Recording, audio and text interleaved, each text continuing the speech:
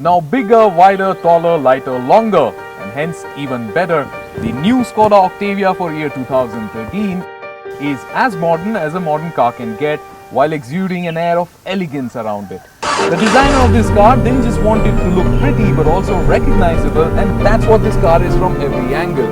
The front is wonderfully beautiful with vertically stacked grille, new Skoda logo and power lines on the bonnet which are some of the best in the world. At the back too, there is equal elegance with the rare C-shaped tail lamps adorning the back of the car. They're called C-shaped because they make the shape of a C. Now one might argue that the back of this car looks like the back of an overgrown rapid, but I may or may not agree with that, as for me, the back does hold its own individuality. Now if you're about to open up the boot space, I suggest you have your feet firmly planted on the ground, because the moment you're going to open the lid up, you're going to have space, and by space I mean the kind that you find up there in the universe, spilling out of a humongous boot space of 590 liters. And if that's less, well then fold up the back two seats and you get 1580 liters of boot space.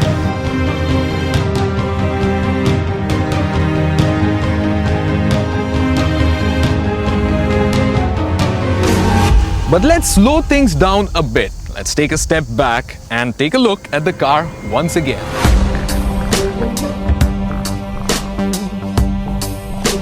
The new Skoda Octavia 2013 is indeed then a splendid looking car. Serene, peaceful and elegant.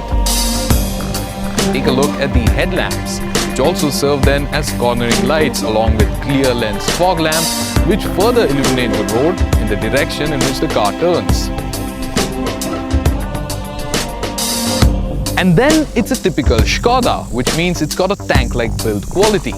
Now the reason I asked you to step back and take a look at this car is, if at all, if you had any emotions being evoked in you because of the beauty that you had to fathom, well then those are the same emotions that are going to be evoked once again as you decide to step inside the cabin. So it is imperative then that we check the car out from the inside. But before we do that, once again let's slow down things even further and take a look at the car, only this time in a whole different light. You see, this particular segment in India, they call it the D segment. Well, there hasn't been a new car launched since August 2012. This has been the resultant of a whole sea of people across our nation choosing to be obsessed with SUVs. And that's why this car is somewhat like a gladiator, because it's been launched in what some say a dying segment.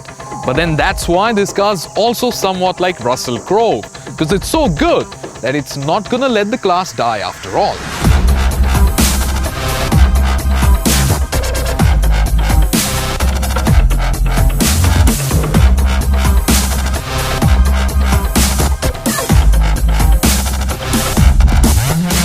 Now, if I ever wanted a girl to fall in love with me, then I could imagine spending countless hours with her amongst the interiors of this car, impressing her and knowing that she would keep coming back for more.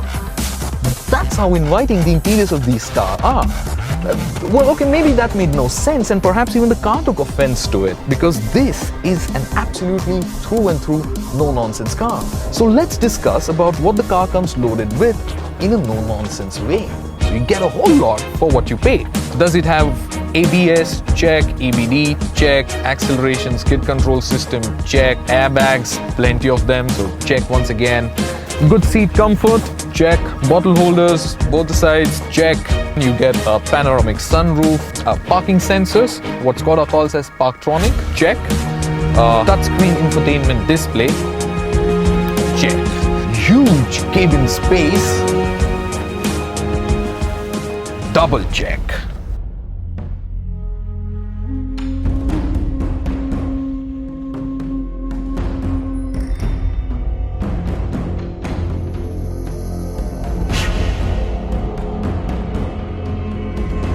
Now this car, the Skoda Octavia, comes with 3 uncomplicated engine options, although you'll find no badging to that effect on either of the cars. So 1.8 litre top-of-the-line petrol TSI car, which you can use to blast around through corners and on the straights. And then of course the 1.4 litre, a much more economical version of the petrol engine, and the 2 litre diesel engine, which is what we are testing and driving today.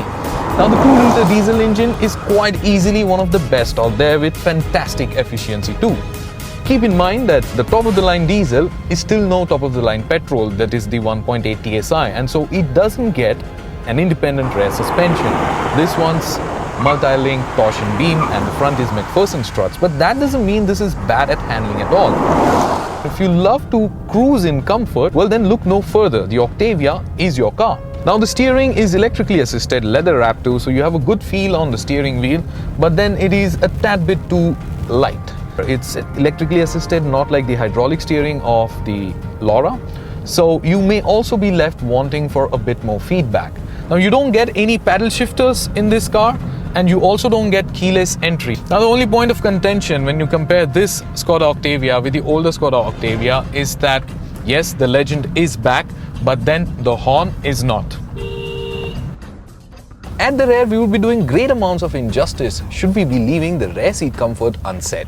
Now comfort here at the back of Skoda Octavia is as good as it can get. The space is only slightly lesser than the flagship Skoda Superb.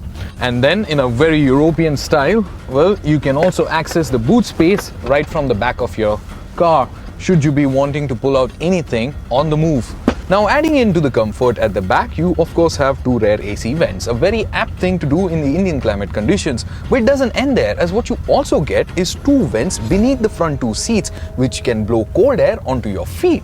Now I'm sure I've still forgotten to mention about a few more features, but then let's just forget about it for now and let's get talking about the verdict of this car. I'm glad that Skoda's pioneered a change again. I personally could never understand the whole jumping the SUV bandwagon, our nation's obsession with SUVs. This, on the other hand, pampers you a whole lot and understands your day-to-day needs. Not to mention the fact that it's also based on Volkswagen's most modern MQB platform, which means it's much more of a modern car than the SUV that you can buy in the same price segment. And the only thing that could go against this car is perhaps the infamous Skoda after-sales service. One thing's for certain, this, ladies and gentlemen, has been one of the best cars that we have reviewed at PowerDrift, and my advice to you would be to bite into it.